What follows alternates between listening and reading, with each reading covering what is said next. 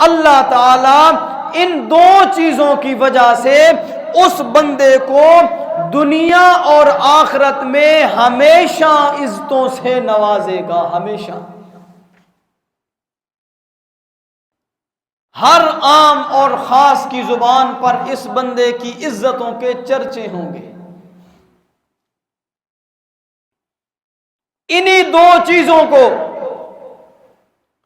سورہ یاسین کے اس دوسرے رکوع کے تناظر میں دیکھتے ہیں، انشاءاللہ یہ چیزیں بخوبی آپ کو سمجھ آ جائیں گی۔ اللہ تعالیٰ نے جب آپ علیہ الصلاۃ والسلام مکہ میں تھے،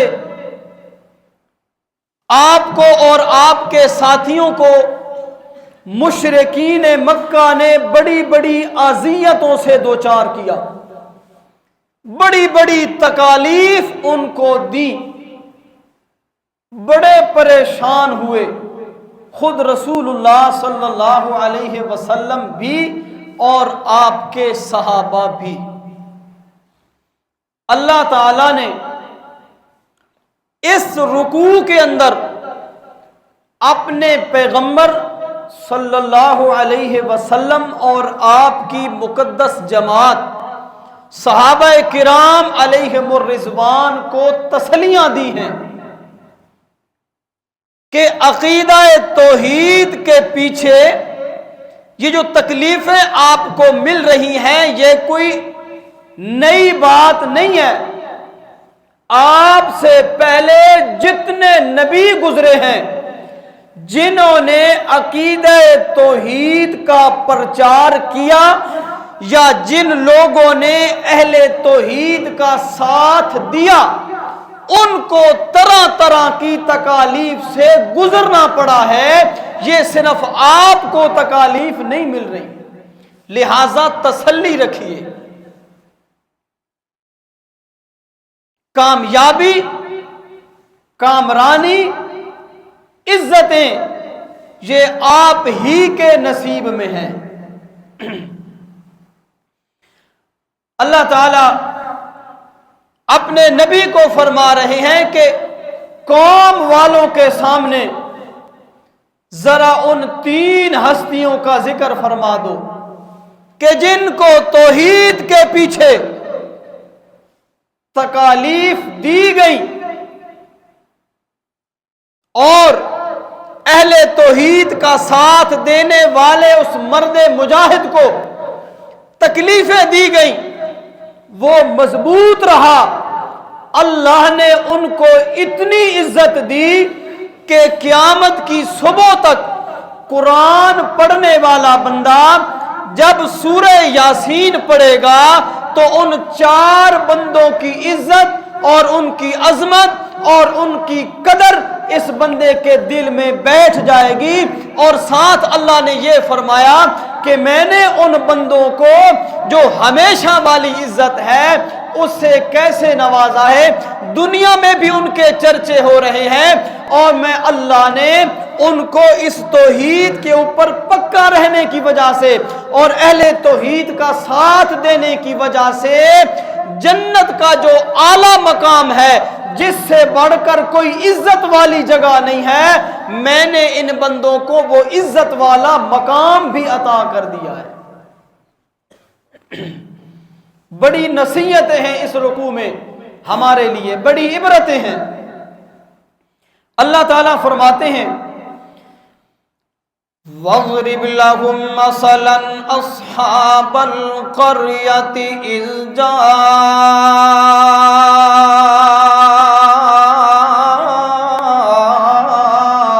الْمُرْسَلُونَ۔ اے میرا پیغمبر صلی اللہ علیہ وسلم بیان کر دے، وَاضْرِبْ لَهُمْ مَثَلًا، بیان کر دے ان کے لیے مثال، اصحاب القریہ، بستی والوں کی مثال بیان فرما دے۔ اس بستی سے کون سی بستی مراد ہے؟ جمہور مفسرین کی یہ رائے ہے کہ اس بستی سے مراد انطاکیہ کی بستی ہے، اس بستی کی مثال میرے پیغمبر ان لوگوں کے سامنے بیان فرما دے۔ اذ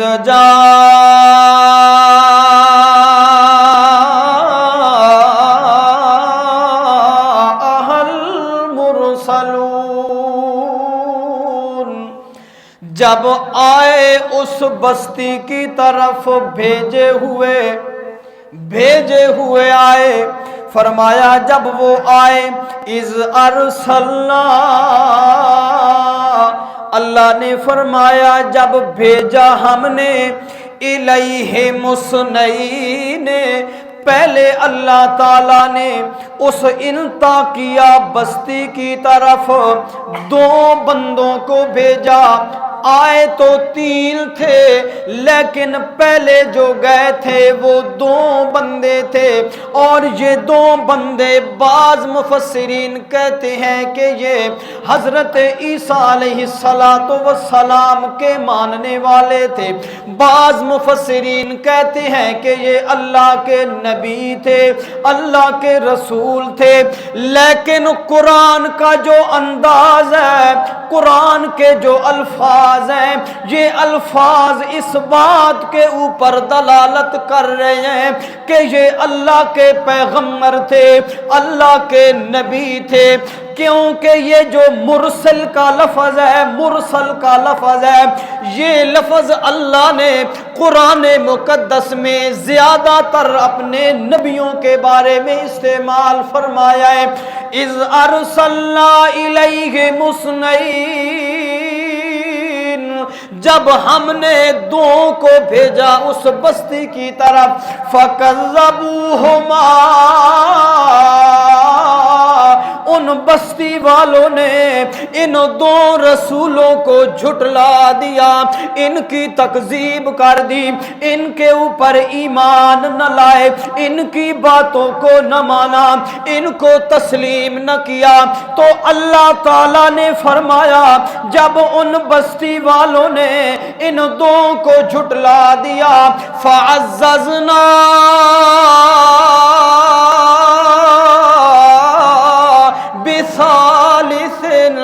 تو میں نے ان 2 کی تائید کے لیے ایک تیسرے کو بھیج دیا، کیونکہ تائید کرنے سے کام کی تکمیل ہو جاتی ہے۔ جو کام ادھورا ہوتا ہے جب اس کی تائید کی جاتی ہے تو وہ پایہ تکمیل تک پہنچ جاتا ہے، وہ تکمیل کے مراحل کو طے کر لیتا ہے۔ جیسے اس کی مثال میں آپ کو دے دیتا ہوں، قرآن مقدس کے اندر اللہ تعالیٰ نے حضرت موسیٰ علیہ نبینا علیہ السلام کو کہا، اذهب الى فرعون، او میرے موسیٰ پیغمبر فرعون کے پاس جا، وہ سرکش ہو چکا ہے، وہ حد سے بڑھ چکا ہے، خدائی کا دعوے دار بن گیا ہے، اس کو جا کے سمجھا کہ یہ خدائی کا دعویٰ تجھے سجتا نہیں ہے، تجھے ججتا نہیں ہے، تیرے شان کے لائق نہیں ہے، تو خدا نہیں بن سکتا، تو الہ نہیں بن سکتا۔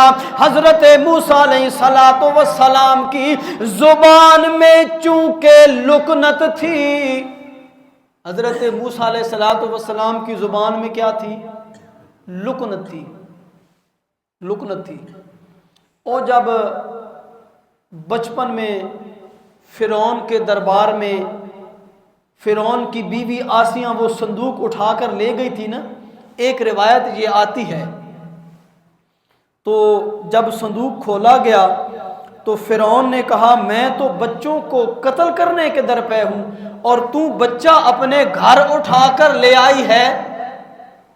تو حضرت آسیہ نے کہا قرۃ عین لی ولک، یہ میری اور تیری آنکھوں کی ٹھنڈک بنے گا، لا تقتلوہ، اس کو قتل مت کر۔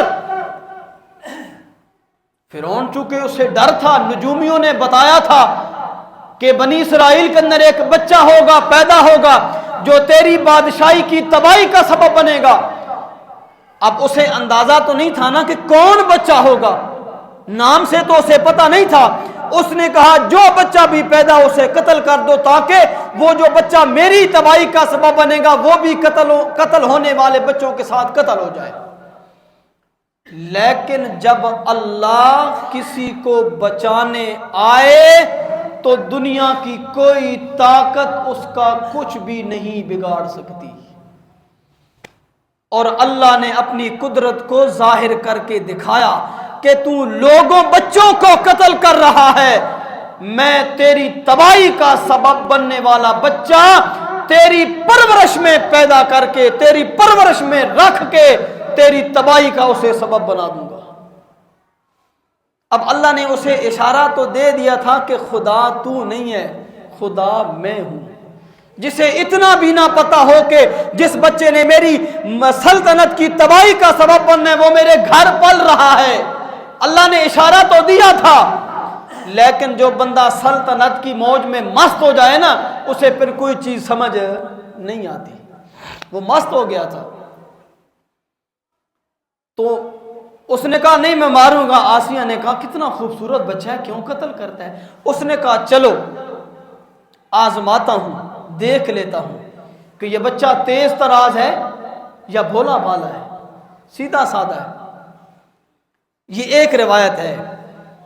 فرعون نے کہا آگ لاؤ، ہیرے لاؤ، تاشت میں رکھو اور وہ اس بچے کے سامنے رکھو۔ بچوں کی عموماً عادت ہوتی ہے نا، جو چیز بھی ملے سب سے پہلے کہاں ڈالتے ہیں؟ منہ میں ڈالتے ہیں، بچوں کی عادت ہوتی ہے۔ فرعون نے کہا میں جانچتا ہوں، میں امتحان لیتا ہوں کہ یہ آگ کا انگارہ اٹھاتا ہے یا ہیرا اٹھاتا ہے۔ اگر ہیرا اٹھایا تو میں سمجھ جاؤں گا یہ بچہ کوئی معمولی بچہ نہیں ہے، اگر اس نے انگارہ اٹھا لیا تو میں سمجھ لوں گا یہ میرا کچھ بھی نہیں بگاڑے گا، سیدھا سادہ ہے۔ رکھا گیا۔ حضرت موسیٰ نے علیہ السلام نے وہ انگارہ آگ کا اٹھایا، آگ کا انگارہ اٹھایا۔ اس میں بھی بڑی حکمتیں ہیں، بڑی حکمتیں ہیں، وقت بہت قلیل ہے۔ اٹھایا، ادھر قریب منہ کے قریب جب گیا نا تھوڑا سا زبان سے ٹچ ہوا، فوراً جبرائیل نے پیچھے ہٹا لیا، تو تھوڑا سا وہ انگارہ زبان کے ساتھ لگ گیا تھا، جس وجہ سے پیدائشی طور پر ان کی زبان میں تھوڑی سی لکنت آ گئی تھی۔ اذهبا الى فرعون انه طغى، جا اس کو سمجھا۔ حضرت موسیٰ علیہ السلام نے فرمایا میرے اللہ میں جاؤں گا فرعون کے دربار میں، لیکن اس اسلام کو ماننے والا صرف میں اکیلا ہوں، میرے ساتھ اور کوئی دوسرا بندہ نہیں ہے، لہٰذا میرے اللہ آپ ایسا کریں کہ میرے بھائی ہارون کو میرا تائیدی بنا کر میرے ساتھ بھیج دیں، کم از کم یہ میری تائید تو کرے گا، جب یہ میری تائید کرے گا میرے دل کو حوصلہ آ جائے گا، میں اور زیادہ تیرا پیغام پہنچاؤں گا، مجھے حوصلہ آ جائے گا کہ چلو یہ نہیں مانتا تو نہ مانے، میرا بھائی تو میری تائید کرنے والا ہے، کم از کم تو جب تائید کی جاتی ہے تو کام کی تکمیل ہو جاتی ہے۔ اللہ تعالیٰ نے فرمایا جب انطاکیہ بستی والوں نے ان میرے دو رسولوں کو جھٹلا دیا، فعززنا، میں اللہ نے ان کی تائید کے لیے ایک تیسرے کو بھیج دیا، بثالث فقالوا انا الیکم مرسلون، وہ کہنے لگے ہم اللہ کی طرف سے بھیجے ہوئے ہیں، ہم اپنی طرف سے کوئی بات بنا کے تمہیں نہیں بتا رہے، بلکہ ہمیں اللہ نے بھیجا ہے، ہم اللہ کے احکام کی تبلیغ سنانے آپ کے پاس آئے ہیں، لہٰذا ہماری بات مان لو۔ آگے جواباً وہ قوم کہنے لگی قالوا ما انتم الا بشر مثلنا، وہ آگے کہنے لگی ہم تمہاری بات نہیں مانتے کیونکہ تم تو ہماری طرح بشر ہو، تم ہماری طرح کیا ہو، بشر ہو۔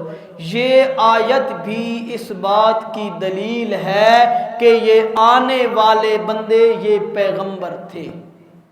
کیوں کہ پورے قرآن میں آپ نبیوں کا انداز تبلیغ دیکھیں نا، جب وہ اپنی قوم کو انہوں نے تبلیغ کی نا تو قوم والوں نے سب سے پہلے جو عذر سامنے رکھا وہ یہی رکھا، ان انتم الا بشر مثلنا۔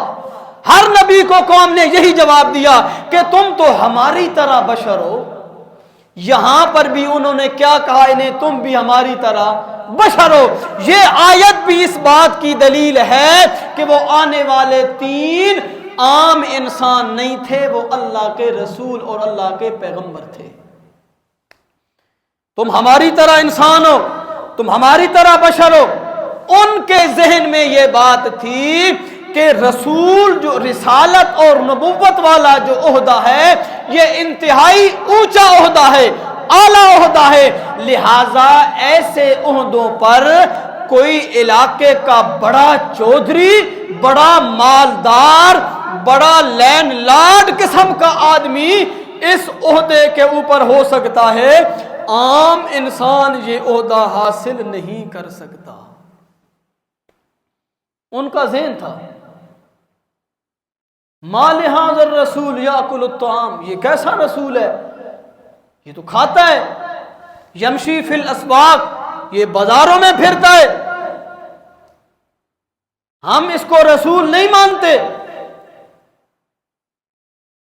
بہرحال انہوں نے یہ عذر پیش کیا کہ آپ ہماری طرح بشر ہیں۔ وما انزل الرحمن، رحمان نے تمہارے اوپر کوئی چیز بھی نازل نہیں کی، تم سب کچھ اپنی طرف سے بنا کے یہ باتیں کر رہے ہو۔ ان انتم الا تکذبون، جھٹلا دیا انہوں نے، تم جھوٹ بولتے ہو۔ آگے سے پھر وہ کہنے لگے قالوا ربنا يعلم انا الیکم لمرسلون، کہتے ہیں اللہ جانتا ہے ہم اپنی طرف سے کوئی بات نہیں بتا رہے، ان یعلم انا الیکم لمرسلون، ہمیں تو اللہ نے بھیجا ہے، اگر ہم اپنی طرف سے بات بنائیں تو اللہ ہمیں سزا دے، وہ ہمیں پوچھ لے گا۔ ہم اللہ کے بغیر، اللہ کے بھیجے ہوئے ہیں، اس کے بتائے بغیر ہم کوئی بات تمہیں نہیں بتا رہے۔ فما علینا الا البلاغ المبین، اور ہمارے ذمہ صرف پہنچا دینا ہے، زبردستی منوانا نہیں ہے۔ اگر تم نہیں ماننا چاہتے ہو تو نہ مانو، ہم تو زبردستی تمہارے اوپر نہیں کرتے۔ ہمارے ذمہ اللہ نے یہ ڈیوٹی لگائی ہے کہ جو کچھ اللہ نے ہمیں بتایا ہے ہم نے تمہارے سامنے بیان کر دینا ہے۔ مانو تو تمہارا نفع ہے، نہ مانو تو تمہارا نقصان ہے، ہمارا تو کچھ نہیں بگڑے گا۔ اب آگے جو منکرین ہیں، جو نہ ماننے والے ہیں، وہ قوم کیا کہنے لگی، قالوا انا تطیرنا بکم، جب سے تم نے ہماری بستی میں قدم رکھا ہے اس وقت سے نحوستیں ہماری بستی پہ شروع ہو گئی ہیں۔ نعوذ باللہ، جب سے تم آئے ہو بارشیں برسنا ختم ہو گئی ہیں، جب سے تم آئے ہو قحط سالی آ گئی ہے، جب سے تم آئے ہو ہمارے جانوروں پہ قحط آ گیا ہے، ہماری فصلوں پہ قحط آ گیا ہے، بارشیں برسنا بند ہو گئی ہیں، برکتیں ختم ہو گئی ہیں۔ جب سے تم نے یہاں پہ قدم رکھا ہے نحوستے ہی نحوستے ہمارے علاقے میں آ گئی ہیں۔ یہ ان کا قول تھا، یہ بستی والوں نے کہا تھا، لَئِن تَنْتَهُوا، آگے پھر دھمکی دینے لگ گئے، اگر تم اس توحید کی دعوت دینے سے باز نہ آئے، اگر تم اس سے نہ روکے، لَنَرْجُمَنَّكُمْ وَلَيَمَسَّنَّكُمْ مِنَّا عَذَابٌ أَلِيمٌ، ہم تمہیں سنسار کر دیں گے، پتھر مار مار کے تمہیں سنسار کر دیں گے، تمہیں ختم کر دیں گے، وَلَيَمَسَّنَّكُمْ، اور ہماری طرف سے تمہیں بڑا دردناک عذاب پہنچے گا۔ رک جاؤ، باز آ جاؤ اس توحید سے۔ اللہ کے احکامات ہمیں سنانے والے، ہم رجم کر دیں گے، سنسار کر دیں گے، پتھروں کی بارش کر دیں گے، وَلَيَمَسَّنَّكُمْ مِنَّا عَذَابٌ أَلِيمٌ، ہماری طرف سے تمہیں بڑا سخت عذاب ملنے والا ہے، باز آ جاؤ۔ آگے نبیوں کا جواب سنیں، نبیوں نے کیا کہا؟ انہوں نے کہا تھا نا کہ تمہاری وجہ سے نحوستیں آ گئی ہیں، جب سے تم آئے ہو ہمارے علاقے میں نحوستے ہی نحوستے ہیں۔ آگے انہوں نے بڑا اچھا جواب دیا، فرمایا قالوا طائرکم معکم، ہمارے آنے کی وجہ سے تمہارے علاقے میں نحوستیں نہیں آئیں، یہ تمہاری بدعقیدی کی وجہ سے، بدعملی کی وجہ سے تمہارے اوپر نحوستیں آ گئی ہیں۔ یہ جو تمہارے عقیدے میں شرک کی ملاوٹ ہے نا، اور یہ جو تمہارے برے اعمال ہیں، اس کی وجہ سے تمہارے اوپر نحوست آ گئی ہے، ہماری وجہ سے نحوست نہیں آئی۔ توحید کی وجہ سے تو معاشرے میں نکھار آتا ہے، توحید کی وجہ سے تو معاشرے میں نور آتا ہے، چمک آتی ہے۔ نحوست شرک کی وجہ سے آتی ہے۔ جس بستی میں شرک ہو رہا ہو، بدعات ہو رہی ہوں، رسومات ہو رہی ہوں، وہاں رب کی رحمت اور رب کی برکتیں نازل نہیں ہوتی، وہاں رونقیں نہیں ہوتی، وہاں ہمیشہ نحوستیں ہوتی ہیں، وہاں پر اللہ کی برکتوں کا نزول نہیں ہوتا۔ یہ تمہارے اپنے برے عقیدے کی وجہ سے سب کچھ ہو رہا ہے، اور تم ہمیں مورد الزام ٹھہرا رہے ہو۔ قالوا طائرکم معکم، اور اگلی بات بھی آپ کو بتا دوں، یہ جو نظریہ ہے نا، یہ جو نظریہ کہ یار فلانا بندہ ہمارے گھر آیا ہے تو یہ مصیبت آ گئی ہے، فلانا بندہ ہمارے گھر آیا تو یہ مصیبت آ گئی ہے، یہ ان مشرکین عرب کا دستور ہے، مسلمانوں کا یہ طریقہ نہیں ہے۔ تکلیف، پریشانی، دکھ یہ کسی آنے جانے والے کی وجہ سے نہیں آتے، یہ اللہ کی طرف سے آتے ہیں، اللہ کی طرف سے آتے ہیں۔ مشرکین عرب تھے نا، وہ جب کسی اہم کام کے لیے باہر نکلتے نا، ایک پرندہ چھوڑتے تھے، پرندہ، اگر وہ پرندہ دائیں طرف اڑتا تو ان کا نظریہ تھا کہ جس کام کو ہم کرنے والے ہیں وہ کام ہمارا پورا ہو جائے گا، اگر وہ بائیں طرف اڑ جاتا ان کا نظریہ تھا جو ہم کام کرنے والے ہیں یہ کام نہیں ہوگا، لہٰذا وہ ارادہ ترک کر دیتے، واپس گھر آ جاتے۔ یہ تو ان کا نظریہ ہے، مسلمانوں کا یہ نظریہ نہیں ہے۔ دکھ دینا، تکلیف دینا، پریشانیاں دینا یہ صرف اور صرف اللہ کے اختیار میں ہے، اس کے علاوہ کوئی بندہ کسی کو دکھ اور تکلیف نہیں دے سکتا۔ بہرحال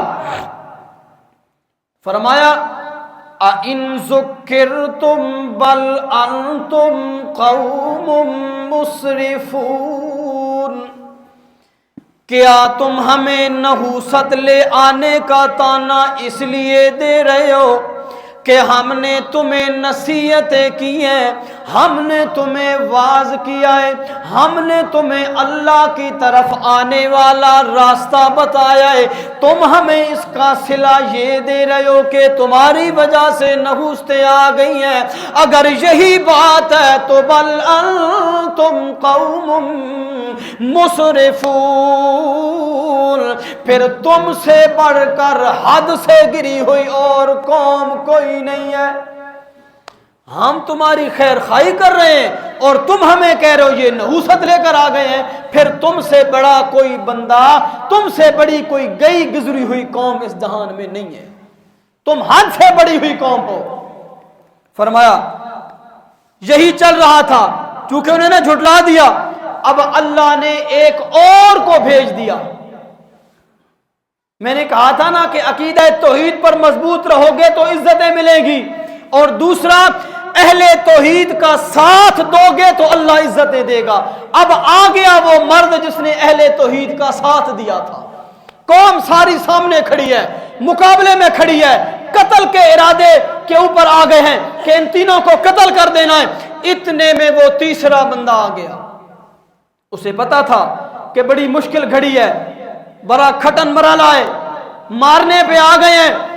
ایسے موقع پر بڑے بڑے موحد بھی چھوڑ جاتے ہیں، لیکن وہ آیا، سینہ تان کر آیا، اور اس نے آ کر اعلان کر دیا وَجَاءَ مِنْ أَقْصَى الْمَدِينَةِ رَجُلٌ يَسْعَىٰ، آیا ایک دوڑتا ہوا مرد شہر کے اس کنارے سے، من اقصى المدینہ رجل یسعیٰ، اور آ کے کیا کہنے لگا، قال یا قوم اتبعوا المرسلین، وہ کہنے لگا او میری قوم اتبعوا المرسلین، ان بھیجے ہوئے کی اتباع کر لو، ان کی بات مان لو، یہ تمہیں صحیح بات بتا رہے ہیں، یہ اللہ کی طرف تمہیں بلا رہے ہیں۔ اتبعوا من لا يسألكم اجرا وهم مهتدون، اور یہ جو تمہیں سیدھی باتیں بتلا رہے ہیں اس کے عوض تم سے یہ کوئی سوال بھی نہیں کرتے، تم سے کوئی پیسہ بھی نہیں مانگتے، تم سے کوئی نذرانے بھی نہیں مانگتے کہ فلانے رنگ کا بکرا ہمارے دربار پہ چڑھا دو تب ہم تمہیں دین کی بات بتائیں گے۔ نہیں نہیں، یہ للہ فی اللہ تمہیں دین کی بات بتانے والے ہیں، کوئی معاوضہ کوئی پیسہ تم سے وصول نہیں کر رہے، کسی قسم کا سوال نہیں کر رہے، لہٰذا تم ان کی بات مان لو۔ اب یہ چوتھا آیا تھا، اس نے کہا میں اس بستی میں پہلی دفعہ آیا ہوں، لہٰذا اس نے کہا میں ان کو بھی اپنا تعارف کرا دوں، کیونکہ جب بندہ کسی نئی جگہ پہ جاتا ہے تو اس کو جاننے والا تو کوئی نہیں ہوتا، بندہ اپنا تعارف کراتا ہے کہ میں فلاں ہوں، فلاں قبیلے اور خاندان اور قوم سے میرا تعلق ہے، فلاں مسلک سے میرا تعلق ہے۔ اب وہ جو اللہ کا بندہ تھا جس کا نام مفسرین نے حبیب نجار لکھا ہے، وہ حبیب نجار اب اپنا عقیدہ بیان کرنے لگا ہے، اپنا تعارف بیان کرنے لگا ہے۔ ہم تو لوگوں کو تعارف کراتے ہیں میں فلاں خاندان سے ہوں، میں فلاں برادری سے ہوں، میں فلاں قبیلے سے ہوں، میرے باپ کا نام فلاں ہے، میں فلاں چودھری کا رشتہ دار ہوں، میں فلاں وڈیرے کا رشتہ دار ہوں۔ قربان جاؤں حبیب نجار کے اوپر اس نے اپنا سب سے پہلے تعارف کرایا تو عقیدہ توحید سے کرایا۔ معلوم یہ ہوتا ہے کہ مومن کی سب سے بڑی پہچان خاندان اور قبیلہ نہیں، وہ عقیدہ توحید ہے۔ مومن کی سب سے بڑی پہچان کیا ہے اور تعارف کیا ہے؟ عقیدہ توحید۔ اس نے بھی اپنا تعارف کرایا اور کہنے لگا وَمَا لِيَ لَا أَعْبُدُ الَّذِي فَطَرَنِي وَإِلَيْهِ تُرْجَعُونَ، وہ کہنے لگا مجھے کیا ہو گیا ہے، میں ان لوگوں کی نہیں عبادت کرتا، یا ان کی میں کیوں عبادت کروں؟ وَمَا لِيَ لَا أَعْبُدُ الَّذِي فَطَرَنِي، مجھے کیا ہو گیا ہے کہ میں اس ہستی کو چھوڑ جاؤں جس ہستی نے فطرنی، مجھے پیدا کیا ہے، کیوں میں اس کو چھوڑ جاؤں، کیوں میں اس کی عبادت کو چھوڑ دوں؟ میں تو نہیں چھوڑوں گا، نہیں چھوڑوں گا۔ عقیدہ توحید پر اس نے سب سے پہلی دلیل دی فطرنی، اپنی پیدائش۔ سب سے پہلی دلیل کیا دی اس نے؟ اپنی پیدائش۔ دیکھو نا، عقیدہ توحید اور اللہ کی پہچان اتنی آسان ہے کہ اگر بندہ صرف اپنی پیدائش کی طرف ہی غور کر لینا، اسے عقیدہ توحید اچھی طرح سمجھ آ سکتا ہے۔ فطرنی وإلیہ ترجعون، مجھے اللہ نے بنایا ہے، کتنے اندھیروں میں بنایا ہے، کیسے کیسے بنایا ہے، سب کچھ اسے پتا ہے۔ میں ایسی ہستی کو چھوڑ کے کیوں غیر اللہ کی عبادت کروں، کیوں ان کے سامنے اپنی پیشانی جھکاؤں؟ میں تو نہیں جھکاؤں گا۔ وَإِلَيْهِ تُرْجَعُونَ، اور تم سب نے اسی اللہ کی طرف لوٹ کر جانا ہے۔ أَتَّخِذُ مِن دُونِهِ آلِهَةً، میں اللہ کے سوا ان کو کیوں الہ بنا لوں؟ إِن يُرِدْنِ الرَّحْمَنُ بِضُرٍّ لَّا تُغْنِ عَنِّي شَفَاعَتُهُمْ شَيْئًا، ان کو میں کیوں الہ بنا لوں کہ جن کے اندر اتنی بھی ہمت نہیں ہے، اگر میرا رحمان مجھے تکلیف دے تو وہ میری تکلیف کو بھی دور نہیں کر سکتے۔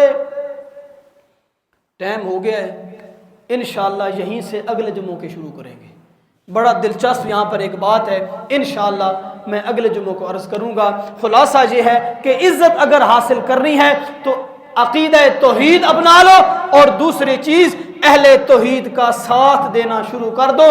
اللہ تعالیٰ دنیا میں بھی عزتوں سے نوازیں گے، اور آخرت اللہ تعالیٰ آخرت میں عزت والے مقام جنت میں آپ کو داخل کر دے گے۔ اللہ تعالیٰ عمل کی توفیق عطا فرمائے۔